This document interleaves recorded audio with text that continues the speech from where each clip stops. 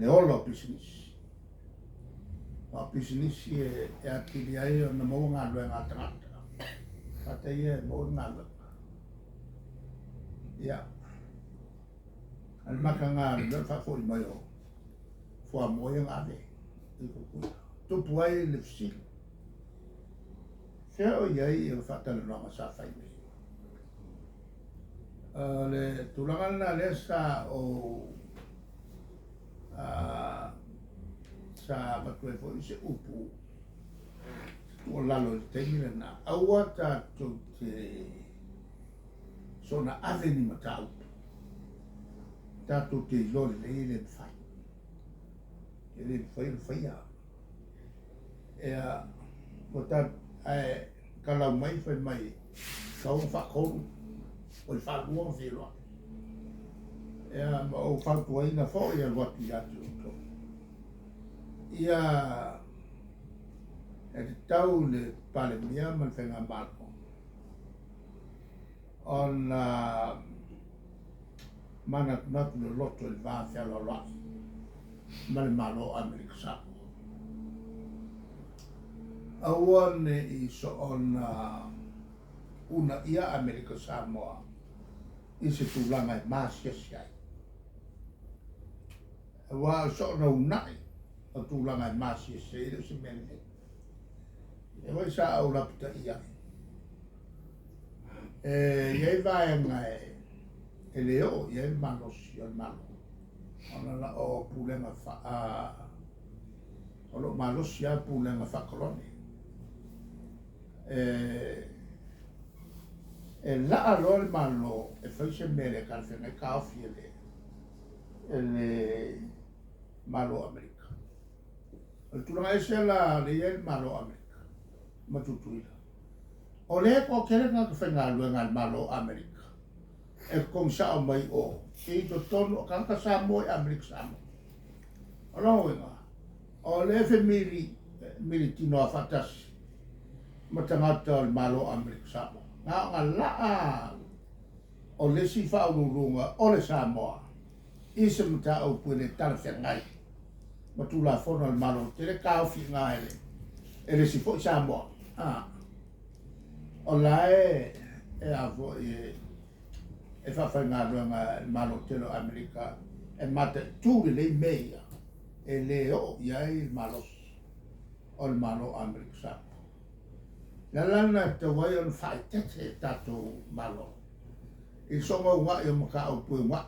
Ai latu i lori leia e le mwhai o whaika. E le laua o makangani mele kuku mai. O le ana le vai ala foi pisi, si le fia venga la ko. O lo kuku. O le fe nga le laulo mai. O le mele tau tam fai fa a tupu ati le fato inga le va a me samo. Matato o ile tanga lua. O fato anga nga fa me. A me so le ai to toa I mo me tu la fono. E ono whawhainga tai o na avene tatu o roti. A kukuila le kumu piksili o ngā ke lea ka mau ai e le tūtau tupe. E te tau o na anga iai le tele o tatu o loa e mau e Samoa. Ni rāwe nai masani o na whaiai mo meu whelo inga whapisinisi. Ale au whapisinisi tutuila, ma au whapisinisi tātou. Le melale. Sa tau un fatau. Le lau faleko. Maka ngā le watu tātou o loa tutuila e toi whakoi mai. O le temi whapene o sosami ku sao e mo mia. Le ngata tupe a sosami ngā waka. Nā mele uku. E reo ka awhi mai resi kampangi kere e re koe mo mia ni ka kai bak. Ka ruae le whale kongu e mika I aku le leo malua le whaingano ngā tātou tangata.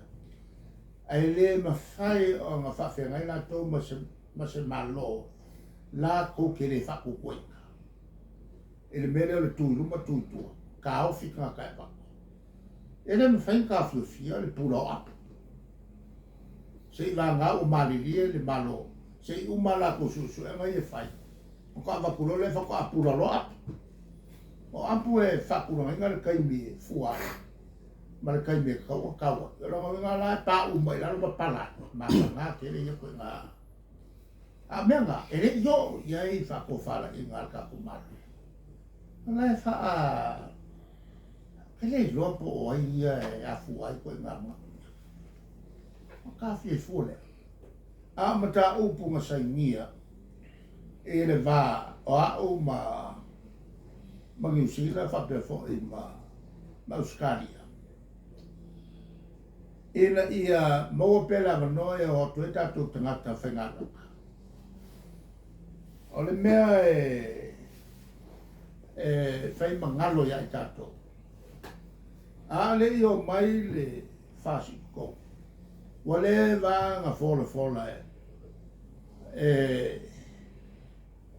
ai fo e la audi ma olo e o mai lo lava ko kongu ka o fil ko e vengo ka ko kai fa le ko e veri e le ko e veri ngā luanga nei whawai kai ai ngā ngofo ngā luere le o le a lai fu ai whai u ngā mo ma ai pa wale mea whai le lako ngā luanga o le whiwhiwi o tangata e tau nawe ai le o le ka ofi e fua o ngā luanga se i umala ko fuafuanga o ngā whana unoa la la mena o kupuna ia le ua whafofonga sa mo mena o whewhea o saul whasalongo mai le sikampangi kere aua e koe wakua ka ma ka ngā i o ngi mea ka ofi mai o ngā luanga sa whalao lango ia ai mai sea ko kere o ai ngai sawai o kere la ko ngaola i il melea ma kere lo kai mi ngā mafoengo walu i o kai mo le o fuka o ai o walu i Nelson il fa felo ingo compagnia napia fa solo mai e fa i uerin come fa i uerin come e fon kangala na le sa o walu no lui ngai ia la to uma fai fatto anga e o mai Samoa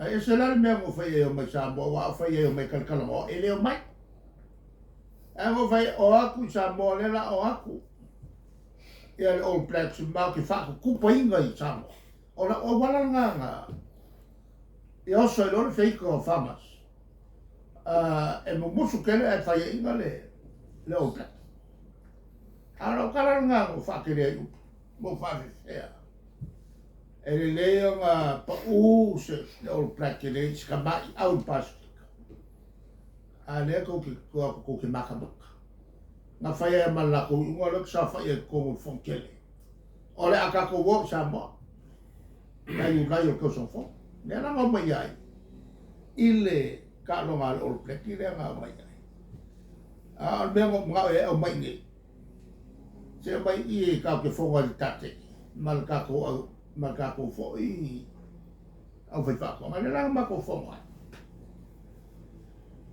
ma o ka sa ngai le min ska lo ma fonga lo ka e se ni nga fai mele ma ya le au fai fa ko ma uma mi se le yang mo fo mai la ku kala o le ma lo mi sila le fa le la Tal la ver ka o finga o whakapura ia ka ngata whengalo ngata.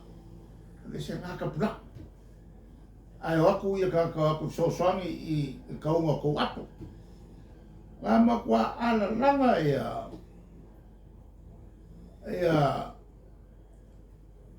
whaururunga o a whatoanga ngau mai. Ia ngā ua whaila upurunga. Ia loa kuroa le min skasi ilu. Ele ke lesi si. Ana ia si no fa. ma fa popo akila ia ngai ka ko kai avifa e fa pena voi la Australia e le i la vea Samoa e le amakanga o le porkalame Australia nga o ia ko ula o le au melga sia nga makai o afo Australia